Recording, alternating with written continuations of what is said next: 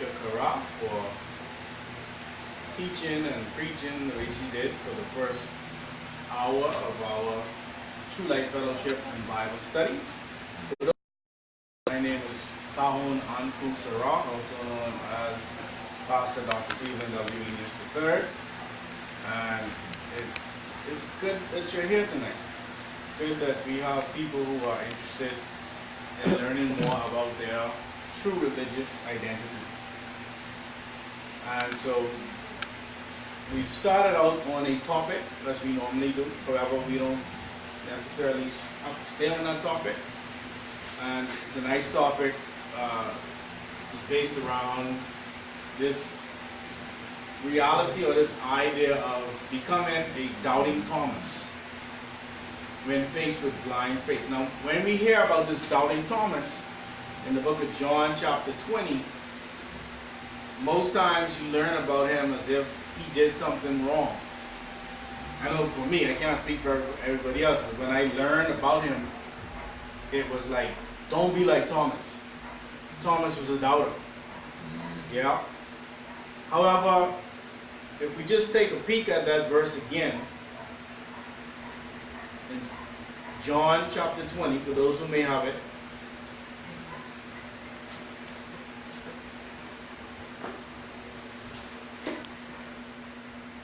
John 20, starting at verse 24, it says, "But Thomas, one of the 12, called Didymus." This Didymus, word Thomas and Didymus, they say it means twin. They even go as far to say that this Thomas or this Didymus, they say that the church fathers saw him as the twin of Jesus, which is odd that they wouldn't put his book in the canon if they saw him as a twin of the man that they say that they are worshiping or looking up to for an example. Amen? So somebody's hiding. Say hiding. Hiding. Say hiding. Hiding. Somebody's hiding something from us. Verse 25, "The other disciples therefore said unto him, We have seen the Lord.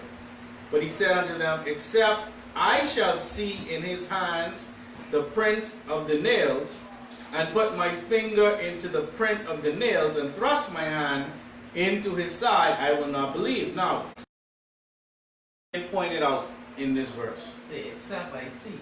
He did say, "Except I see," because what happened to the other disciples? Did they see? No. Let's read it again. Let's see. "The other disciples therefore said unto him, We have seen the Lord." Did they see? Yeah. They saw him. Yeah. They saw the Lord. He was no different from them. They didn't believe. They didn't believe just because they were disciples. They accepted it because they saw. So why should he have been any different? And we as true Christians are saying the same thing. Don't tell me that I'm supposed to believe something because I had a dream. Yeah. God spoke to me. That's what every pastor around here talking about. Okay, but then why God can't speak to everyone else like he's speaking to you? What make you so special? Exactly.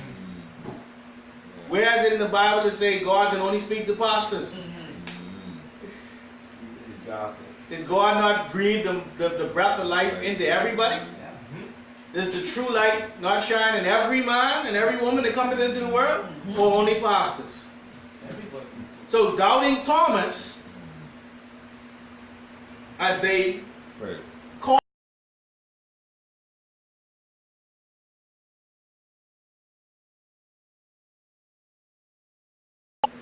you should not have faith in something that hasn't been proven to you. True Christianity is about confirming those records that our great ancestors have. Now, what's sad is we don't learn about these records. The churches, the schools, the society that we live in, it's all programmed of making sure that you never ever.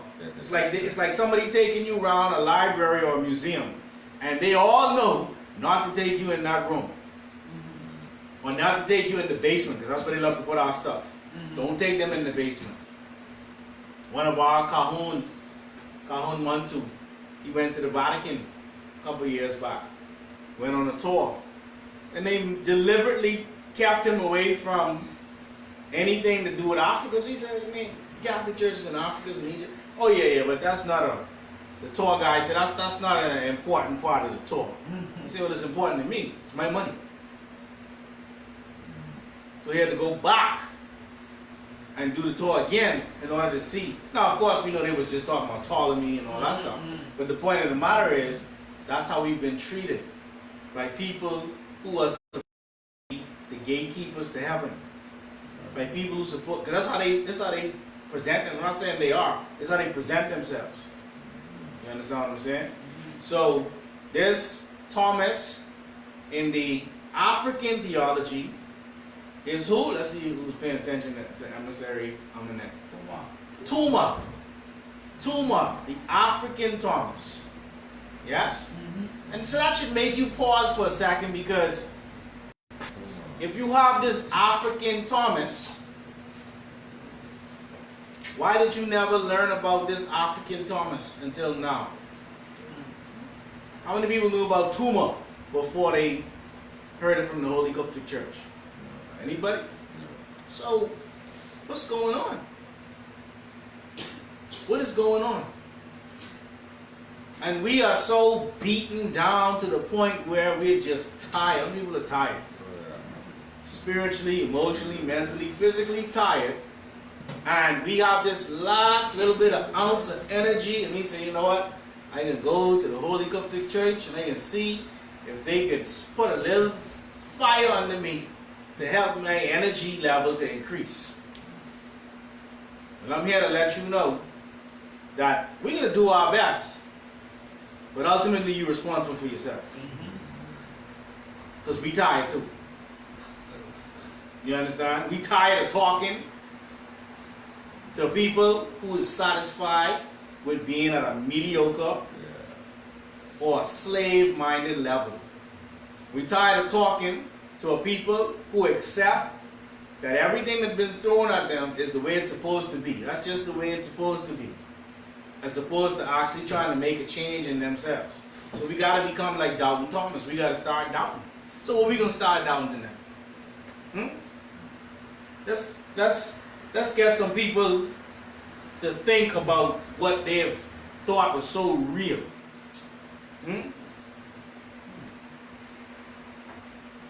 They say this is the word of God. I doubt it. I doubt it. I'm like Thomas, you see? I didn't see God give this to anybody.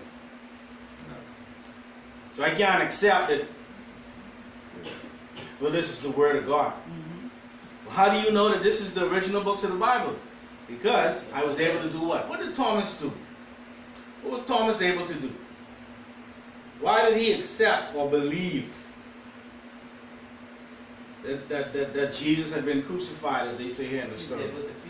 He was able to do what? Touch it, to feel it, to study it, to examine it. That's what we've been able to do with the original books of the Bible, as well as the King James, the New American, the New International. We've been able to look at those as well, and we find them wanting. Because anything that was supposed to save us 2,000 years ago, and we still ain't saved, we might as well give it back.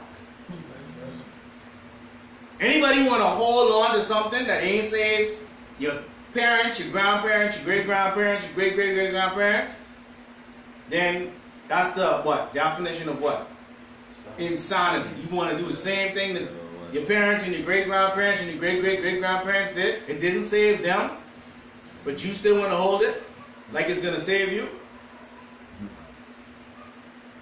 Well, what does it mean to be saved?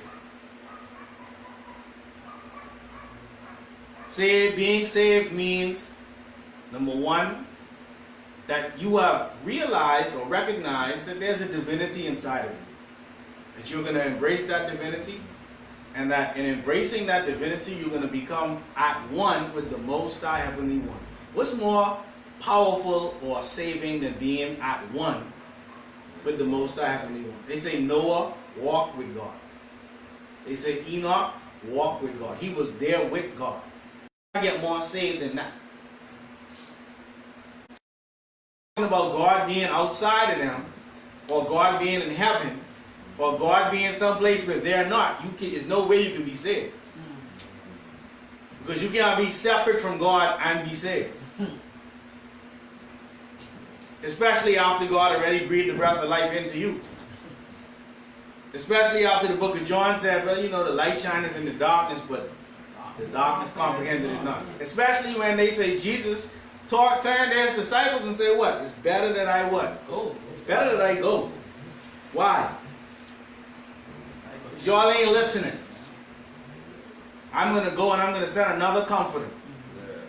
Because y'all are so caught up in Zeus and Dionysus and Bacchus and the graces and the charities and all of this Greek stuff that you think belongs to you that doesn't belong to you. You're so caught up in that you cannot see the divinity inside you. And so that's why we, the Holy Coptic Church, are here. We're on the ground. We're proving that we have a divinity inside of us that allows us to control our own destiny. We didn't ask if we could have the original books of the Bible. The Most High Heavenly One and they made available the original books of the Bible by way of our Basech, our Coptic Pope, how the Hotep taught. The problem, though, is we don't want to accept anybody who looks like us. And I don't just mean accept in terms of blind faith. I mean put the person to the test. But you can't accept somebody who looks like you being a part of your salvation because what? You don't accept yourself. You don't think you're good enough. You don't think you're good enough to be saved. You don't think you're good enough to have salvation. And that's why they can continue playing these games with us. That's why they can continue to make a mockery of our true religious identity. And so we have to become like Thomas. We have to become doubters of anything that's placed in front of us that we can't question, that we can't touch, that we can't see. Thomas was just like the rest of the disciples. The only difference was that he was able to see and he didn't. So why would they expect him to believe? And that's what the rest of the world wants you to know. You the Thomas of the world. They've all seen. They done traveled the world and been to all of the museums. They don't know the reality behind this stuff. They know this stuff ain't real. They know this was made up. They know there's a reality behind it. They know there's a source behind it. But they saying, just believe. We've seen, but you believe. No. Call me Thomas. Unless I can see it, and touch it, and feel it, I don't want it. I don't want it. I don't believe it. I'm on. Any questions? Any comments about this or anything that we've been talking about tonight that could give you a little bit better clarity? We have a gentleman online. Well, I'll just read what he has. Okay. His name is Jonathan Simonet. He's I saying, know Jonathan. What's up, the Master Jonathan? tired of conforming but being a follower is normal to society, fulfilling the idea of colonization. That's one thing he was saying. I don't know if he's mentioned it to something he was speaking about. Yeah. Another thing is your idea is your purpose, but most people time they should invest in self. And self know they self. They spend it earning money, fulfilling other folks' ideas. So these are what. So this idea of conformity. What does it mean to conform? Let's go with it. To go against your own form in order to fit in. Yes. See, if you're a person that doesn't fare, you won't conform for the sake of conformity. There's a time and a place to conform. You know, when you have a body that represents you, then that's the time for you to become one with that body. You don't have to conform to it because you just become you just are yourself. You understand? And so the reality of the situation is that we have a lot of work to do. And I'm here to say that no pastor, no church, no Bible, no doctrine can save you unless you're willing to put in the work. And that may scare some people, because you know what? You know why a lot of us don't want to be free? Because freedom requires responsibility. Freedom requires you to accept that you made a decision, and if the decision worked, you could take credit for it, and if it didn't work, you got to take the blame for it. We don't want that responsibility. We want to be able to say, well, he said to do it, and that's why we did it. And if it worked, yay, he's a savior. And if it didn't work, why are we listening to him? Why are we listening to her? So we got to be willing to come in here and question. We got to be willing to be like Thomas. We got to be willing to doubt. And we saying doubt us even. Don't accept anything we saying right now. Be willing to work. Be willing to study. Be willing to question. Be willing to study to show thyself what? Approved. Anything else? This is not a preach at you church. So your number one of C is being just trying to get it written down fully, recognizing that you have humility. Right. So in the Holy Coptic Church, we realize that salvation is atonement. Salvation is at-one-ment. Salvation is knowing that the Most High Heavenly One moves or lives in, through, and around you at all times. Because the Most High Heavenly One manifests through absolute nature. Well, there's existence and then there's creation. And creation is that which grows or gives way to what we call nature or nita. You understand? And that nature or that nita carries a vibration, a frequency. And that frequency, they speak about it in the King James Version of the Bible, but unfortunately many people don't necessarily see it that way. If you go to the book of Matthew 24, right? And if we start at, Matthew 24:24. For there shall arise false Christs and false prophets. We have many of them today. And shall show great signs and wonders, insomuch that if it were possible, they shall deceive the very elect. So the very elect will not be deceived. Behold, I have told you before. Wherefore, if they shall say unto you, behold, he is in the desert, go not forth. Why is that so important?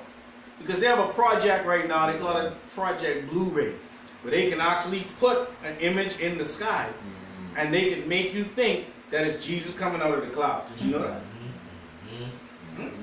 If it's so far-fetched, then all you got to do is watch any one of these movies that's out right now, and you can see the effects that Hollywood has. Yes? So Jerusalem is out there in the desert. So if they tell you that he is in the desert, it says, go not forth. Why would he say that? Because he knows somebody coming and telling you, oh yes, we saw Jesus in the desert. It's going to happen. It ain't no matter if. It's going to happen. Because they got to get y'all to do what they want you to do. They don't want you to wake up. Then it says, behold,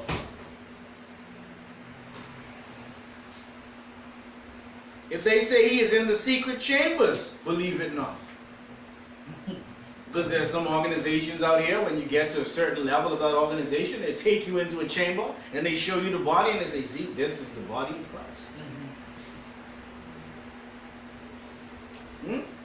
For verse 28 of Matthew 24, for wheresoever the carcass is, sorry, let's go back.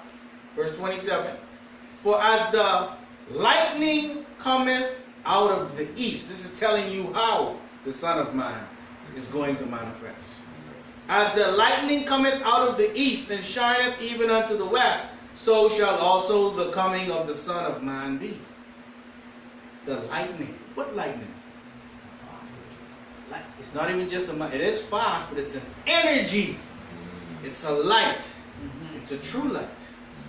And they say it's coming from which area? East. From the east. So when we look, King James, Zondervan, Study Bible, they say they have ancient texts relating to the Old Testament. We've read this a million times, right? Major representative examples of ancient Near Eastern non-biblical documents that provide parallels to or shed light on various Old Testament passages. Where's it coming from? The near what? Eastern. Out of the east into The west. because the person who was writing this was in the East. no, they was in the west because they were saying near east. Oh. Where is next? Near east, well we know what far east is, right? What's far east? China. That's China. We know what the Middle East is, right? Where the Middle East is? Who live in the Middle East? They say Iraq, they say Jerusalem and all that, Israel. So where near east is? Right there. Africa. Africa. Same place. A consciousness is coming out of the motherland. These records have come out of the motherland. And it is moving in a direction whereby now we in the West are able to see it with the proper eyes, with African eyes. It's right here. The lightning shining, the lightning coming out of the east and shining even unto the west. When will you see it? When it reaches the west. It's coming out of the east. It will shine in the west. Where do we live? In the west. In the west. This true religious identity is a consciousness. It's called the Christ consciousness. So those who are still waiting on the Messiah are missing the reality that the real and living Messiah is already here. The Son of Man already exists as the body of Christ. Notice we didn't say Christ, we said Christ.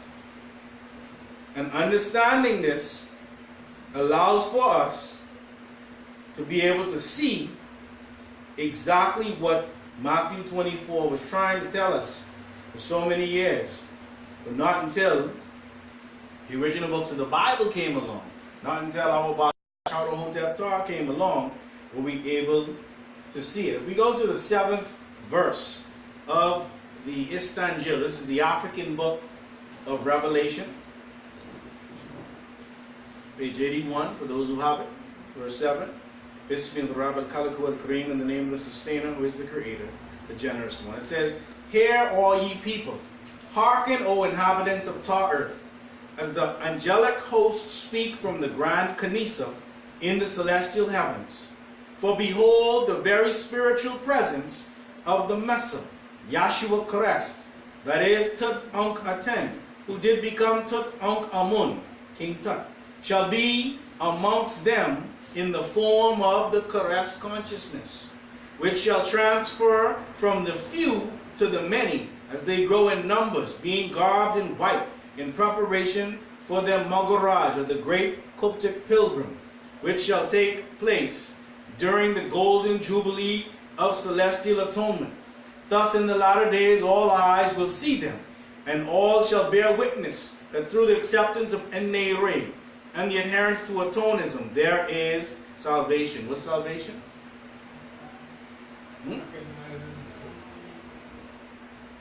Adhering to atonism, accepting the Most High Heavenly One, divinity. Those that do not seek to become Christians or true Christians and be a part of the Christ consciousness will feel the wrath of the things that must surely come to pass when the 7 thunders shall be unleashed upon Ta earth, except for those who seek true faith in Enneire. Amun, Amun, Amun. There's fire in Australia, and then there's hail in Australia. Fire and ice. One family, right? Yep. They're in Australia now. Huh? Puerto Rico had over 500 earthquakes. We got devastated here in the Bahamas with a hurricane. Prince Charles had to close because there was a big sinkhole in the middle of Prince Charles. We, 2 days ago, was it yesterday, felt the effects of an earthquake right here in Nassau.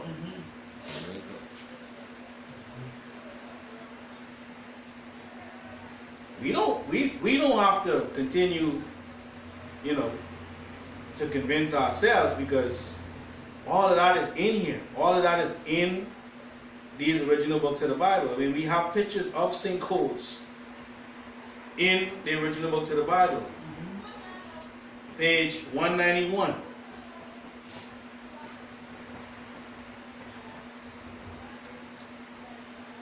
It gives you a picture of a massive bottomless pit called sinkholes, which shall open during the latter day due to mankind's unquenchable thirst for resources such as oil, water taken through slant drilling, and the latter day HARP project. That's why these sinkholes are happening. We're interfering with the resources of the planet. So, again, the consciousness of the Christ consciousness is here. You understand? Our religion, our economics, our labor, sex and gender, education, law, war and security, entertainment, and politics, rel, cell, web, is allowing for us to manifest the reality of controlling our destiny. And so we're saying to those people, you say you're tired, but we want you to prove that you're tired. If you're really tired, then come help us fix the mess. First, you got to fix yourself, which we all continuously do. It's an ever-going process of perfection, perfecting oneself. And then, to help others perfect themselves. You learn to take this message to the world as you're taught to do so. You understand? You become a part of the body of the Christ. That body is the body of one called Asaru. Say Asaru. Asaru. And Asaru is the first example that we had of a Christian. He and his wife, Aset. That Asaru and Aset became your Mary and Joseph, that gave birth to this child that they say was Jesus, who originally, in our Coptic African theology, we learn about one called Harun. And they were examples. We didn't worship them, but we don't worship them today. We respect them, we honor them. The Bible don't say worship, it says honor your mothers and your fathers. All praises go to Most High Heavenly One, within you, without you, around you. You understand? So our rights, our rituals, our laws, our commandments are from the Most High, and they're set up, they're designed in such a way to cause us or be at one with this frequency, this lightning coming out of the east and shining unto the west, this Christ consciousness. You become one with it, which means you become one with the mind of the Christ, the mind of Christ. You have the same mind that Yahshua had 2,000 to 3,500 years ago. So if you can think like the Messiah,